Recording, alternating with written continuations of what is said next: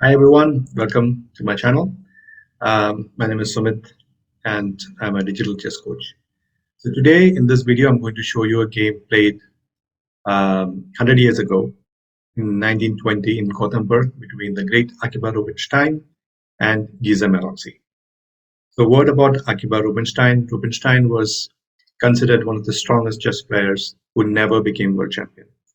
He was a big theoretician and a very strong player. And during the early part of 1900s, the 1911, 1912, he was at the height of his power. And after he Alekhine became world champion, he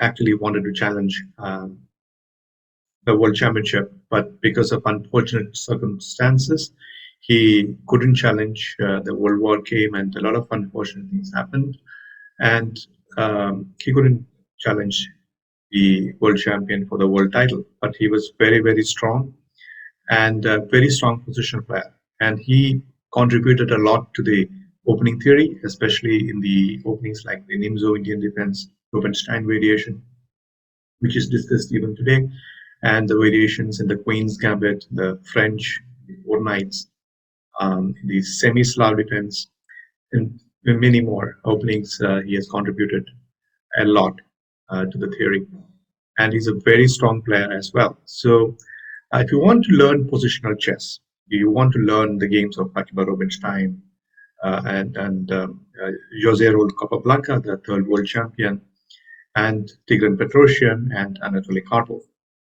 So my intention is to show you some games played by these great players to understand a bit about their positional play. Of course, tactics is important, and also the positional understanding is also very important for you to become a much stronger player. So Meroczy is also a very strong player from Hungary. He was in the top 10 at that time, and these legends have played a lot of games together. So Rubinstein, Meroczy, Tarrasch, and of course the world champion Capablanca and Alekhine, Nimzo-Indian, and those times, the 1920s, 30s, and 40s. All right, so without further ado, let's get started. So Rubinstein was a 1d4 player.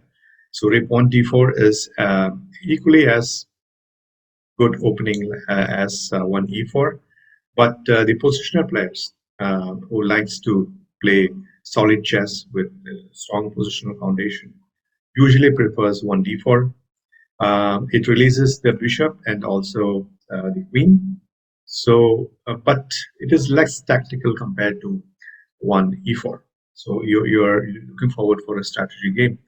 So Meroczy plays knight to f6, developing a knight, very good move. And Rubinstein, in his games, mostly like to develop the knight to e5, knight to f3. I'm sorry, because he wants to control the e5 square early on, and he wants to avoid certain openings like the Budapest Gambit. After c4, probably Budapest Gambit is possible. So he wanted to avoid a lot of openings, and he wants to enter his type of positions. d5, black wants to take a fair share of the center as well. c4, now striking at the center and attacking the d5 pawn. Now we are entering to the territory of the Queen's Gambit declined. e6, the Queen's Gambit declined. Bishop to g5, pinning the knights. Bishop e7, unpinning the knights, and e3.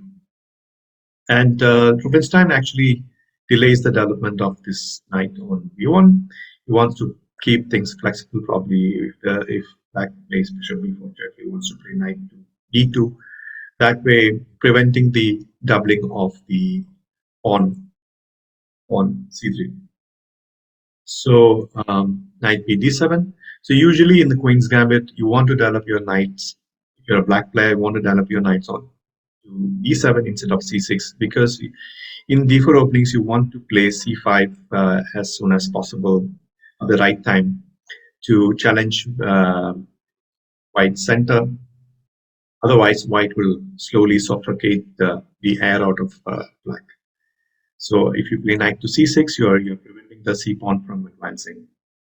Knight to c3, castle, and rook to c1. The rook is well placed on c square, the c file, because it is exerting a lot of pressure on the c file, and it is a semi-open file after white plays c takes d5. So rook is very well placed there. Rook e8. Other alternative was c6 or a6. The idea of d takes c4 and quick b5. So in Queen's Gambit, the most um, uh, problematic piece for black is the bishop on c8. You have to find a good square for the bishop to develop. Probably a good idea is to develop it on b7, where it exerts pressure on white center. So queen c2, exerting more pressure on the c file. Pawn takes c4 and bishop takes c4. Pawn takes c4 was not a great idea. I think c6 was better. Now, after pawn takes c6, white can develop the bishop with the tempo by playing bishop takes c4. c5, striking at the center, and finally white castles. C takes d4 and knight takes d4. So what if pawn takes d4? So then there will be an isolated pawn, isolated queen pawn on d4, and white has to play an isolated queen pawn position, which is not bad, but Rubinstein, with his unique style, wanted to keep things simple as well as exert more pressure towards the black position, especially to the queen side. Knight takes d4, a6, planning b5 and planning the development of the bishop to b7, rook d1, putting the rook on the same file as the queen. Look at how the two rooks have developed to a very ideal squares. The rooks belong to the semi-open or open files. So Rubinstein is following the chess principles to the core, to the T. He has, a very beautiful knight on d4. His knight on c3 is well placed. He has a bishop on c4, and the two rooks are on the semi-open files. Whereas the black pieces, if you look at the black pieces, the c8 bishop is still to be developed. The e8 rook is not participating in the attack, in the battle. The queen is still stuck in the initial square, and all the pieces are a little passive if you look at it. Queen a5, developing the queen and hitting the bishop on g5, bishop h4, knight e5, hitting the bishop retreats to e2, controlling the g4 square as well, and knight g6, hitting again the bishop on h4, bishop g3. Now, if you look at the position, white's bishops are very strong and exerts a lot of pressure on the black queen side, whereas black's pieces are mostly concentrated on the king side. So you have to attack where your pieces are more concentrated on. But the problem is white's position is very solid on the king side, and it's very difficult to create an attack on white's king. Whereas white has got a very beautiful control of the queen side. e5, starting an attack. So this e5 move is designed to drive away the knight on d4, and also he wants to develop the bishop. But the problem is the d5 square is now loose, and white can occupy the square. Knight b3, hitting the queen. Queen c7. I don't think this is a good move. I think queen b6 would have been better. Queen b1, excellent move. Now the two rooks are exerting pressure on the semi-open files, and the queen has nowhere to go. Maybe queen b6 again. Then this position was better, but black played queen to b8 position. If you look at it very carefully, again, black's pieces are all passive. Bishop f3. The bishop again comes to and exert pressure on this diagonal. Queen a7. Look at the sorry state of the black's queen. That is the corner of the board, and white has got a free hand. Knight a5, putting more pressure on b7, and bishop b4, hitting the knight. Knight c4, bishop d7, knight d5. Finally, the bishop is out, but again it is vulnerable. So white occupies the d5 square, which was weakened by the move e5. Knight takes d5, bishop takes d5, and bishop e6. So white wants to occupy the d5 square. Black is challenging the d5 square. And now the masterful move, queen to e4. Centralizing the queen, same time supporting the bishop and exerting pressure on b7 and x-raying the bishop on b4. And it is a matter of time before black's position collapse. Bishop d5 and rook takes d5. White wants to double the rooks on d5 and exert more and more pressure on the d5 and slowly infiltrate to the black's camp. Rook c8, rook c1, cd1. Look at how Rubenstein actually doubled the rook. With each move, he's exerting more and more pressure on the black's position.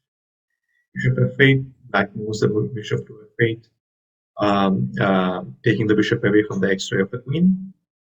b3, reinstating the knight on c4. The queen is relieved from the responsibility of defending the knight. So whenever there is a situation where a heavy piece is tied up defending a lower piece, there will be tactics in the position.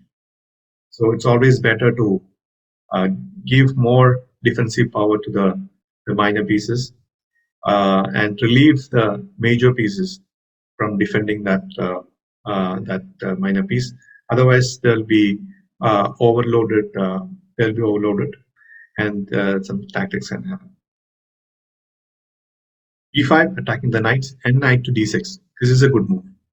Why? Because any exchange would favor white, because he's controlling the d file and his pieces are centralized and well placed. And black is forced to take the knights because it is forking to rooks. Bishop takes d6, pawn takes d6, rook c7, preventing the infiltration of the rook to d7. h4, excellent move. This move is designed to drive away the knight from the great outpost on g6, and that makes the pawn on e5 vulnerable as well. And he creates another weakness on the h6 square. So this h4 move is played a lot in the modern openings, especially the engine favors it a lot, especially the Alpha Zeros and the Stockfish. They love playing the h4. As the Ginger GM Simon Williams put it, named the pawn Harry the h pawn. Harry at the h pawn always is a battery ram for creating weaknesses in the enemy camp. f6, giving support to e5, and this weakens this diagonal, and Rubinstein immediately takes advantage of it by giving a check on d5, and the king now is under fire. King h8. I think king f8 was better actually, but Meroczy played king h8, and now the attack is irresistible and unstoppable. h5, knight f8, and h6. Very good move, creating further weaknesses. Knight to g6, and now Rubinstein didn't play the most critical move to d8, which would have ended the game then and there. But he played queen e6. Good enough, but not as good as rook d8. This is a queen sacrifice, and taking advantage of the back rank weakness of black. And rook f8, um, desperately trying to hang on to the position. Rook d7. Finally, white penetrates into the 7th rank. The threat is now mate. H takes g7 checkmate. G takes h6 and bishop h4. A nice icing on the cake. The final move, bishop to h4, is a nice icing on the cake. And in this position, Meroczy resigned because after knight takes h4, queen e7, and the mate on h7, g7, and the f7, f8 is unstoppable. Very, very, very nice example of strong positional play.